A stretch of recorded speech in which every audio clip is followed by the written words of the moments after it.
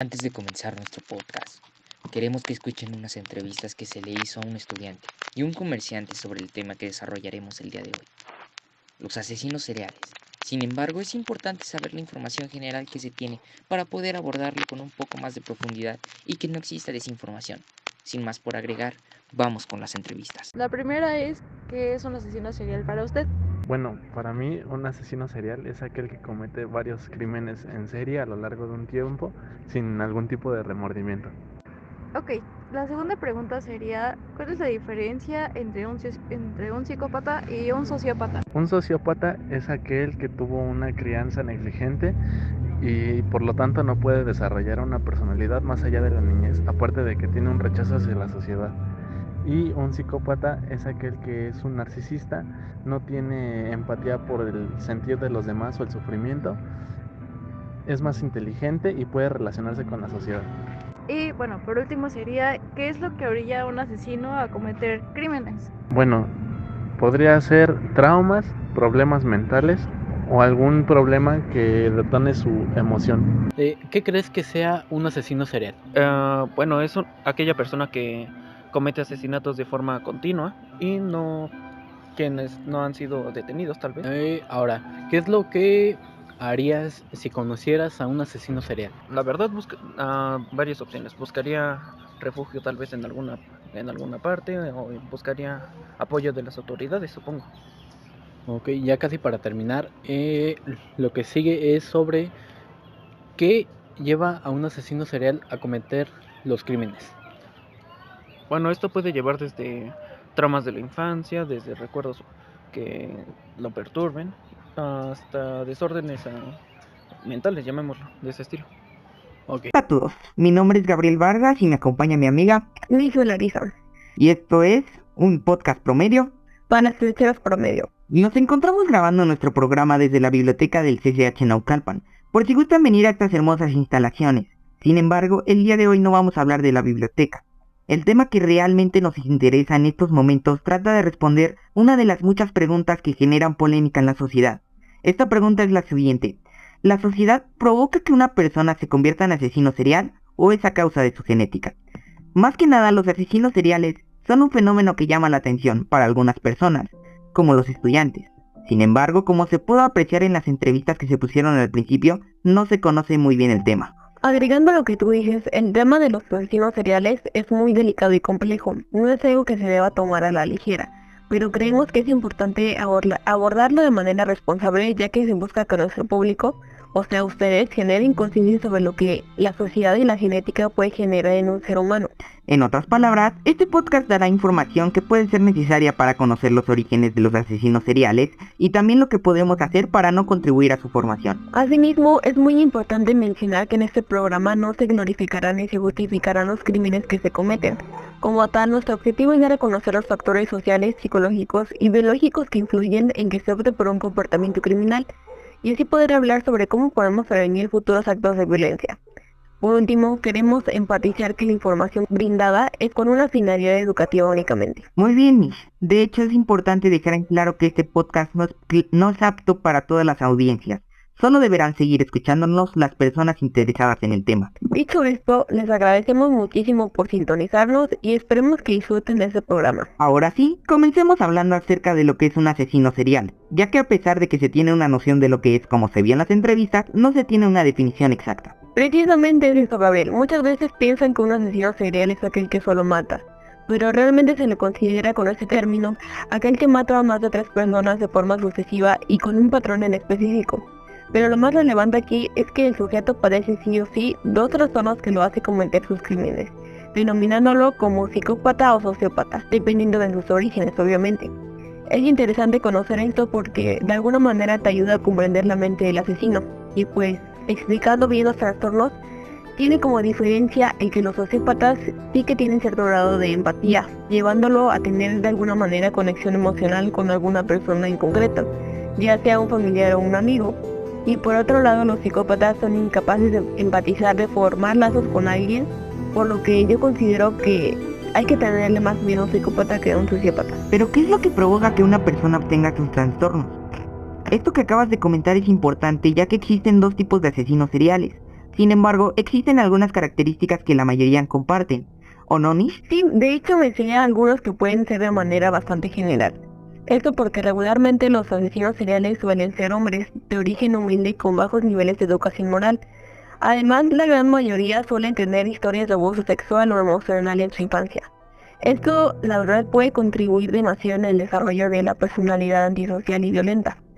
Y la verdad, pues, eso sí me causa mucho miedo, no sé, saber que mucha población en México pide esto. Así que, ¿tú qué opinas, Gabriel? Pues esto que tú nos comentas es intrigante e interesante, ya que estás diciendo que en el entorno donde crece un individuo es agresivo y se tiene esta escasez de recursos. Y lamentablemente, así como dices, es algo cierto en nuestro país. La diferencia de la falta de una buena economía influye mucho en la forma en que una persona, a tal punto de que la gente puede cometer a estos actos perjudiciales para nosotros como sociedad y pues matar gente por dinero. Efectivamente, mira, el entorno en el que uno crece influye demasiado en la vida. Espero que hayan apuntado eso, ya que a partir de este punto se podrá ir definiendo la respuesta a la pregunta que se hizo al principio. Pasando a otro punto importante, Nish, ¿qué factores sociales pueden haber influido en la decisión de un asesino para matar? Realmente hay varios factores que pueden haber influido en la toma de decisiones, siendo uno la falta de oportunidades económicas, como la falta de trabajo, las educativas como la ausencia de los padres o la escuela. Esto puede llevar a que algunas personas busquen formas rápidas y fáciles de obtener dinero, porque hablando sinceramente, la situación de México no es muy buena. Y obviamente todos dependemos muchísimo para tener una vida digna. O sea que a lo que te refieres es que una persona se vuelve asesina por la ambición del dinero o el poder. Esto solo es en algunos casos, ya que como bien se sabe existen ciertos tipos de mercados que pagan muy bien, pero pues obviamente son ilegales y dañinos para nosotros como sociedad.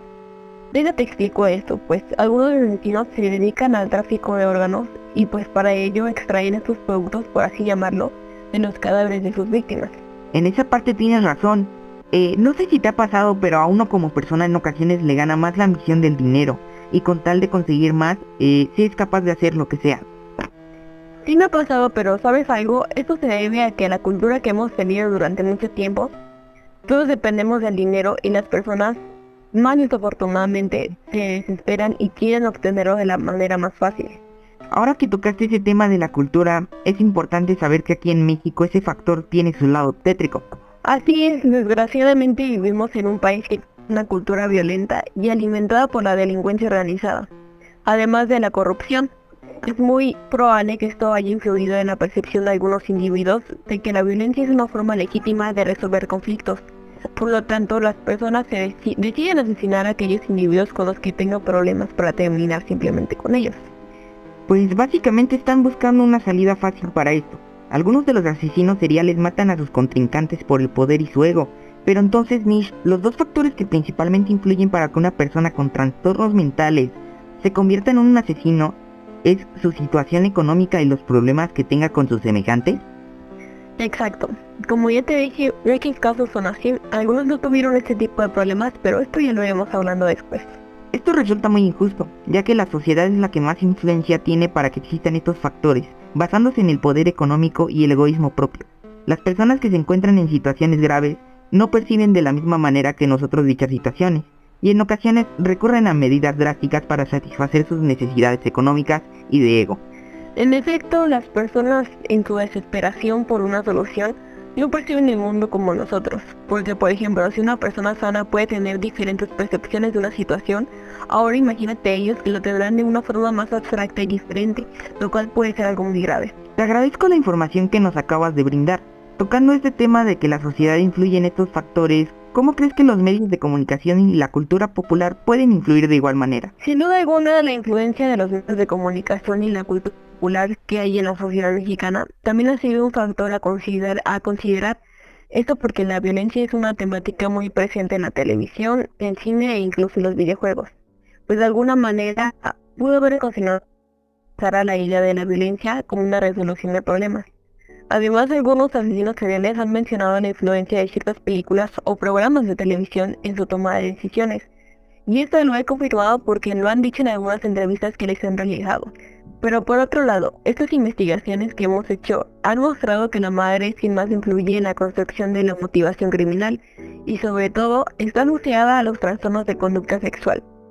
Por ejemplo, una madre prostituta con deseo sexual hacia el hijo, sobreprotectora, dominante y maltratadora que abandona a su hijo, ya sea voluntariamente o a causa de muerte, porque también cuenta el hecho de que está ausente, presentando todas estas características en conjunto separado, dando como resultado ira y deseo sexual, como lo fue con José Antonio Rodríguez Vega, el materialista quien asesinó y violó al menos a 16 ancianas entre 1987 y 1988, ya que según él violaba simbólicamente a su madre, a quien odiaba y por quien al mismo tiempo se sentía atraído sexualmente. Muy fuerte el caso anterior que acabas de mencionar.